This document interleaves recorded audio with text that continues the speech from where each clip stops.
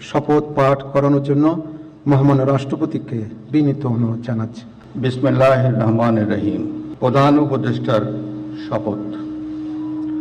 আমি মোহাম্মদ ইউনুস সশ্রদ্ধ চিত্তে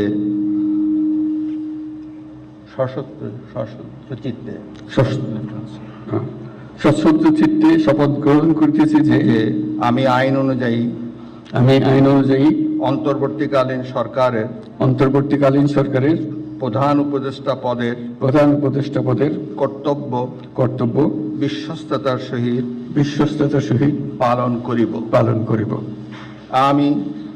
আমি বাংলাদেশের প্রতি অকৃত্রিম বিশ্বাস ও আনুগত্য পোষণ করিব। আমি সংবিধানের রক্ষণ সমর্থন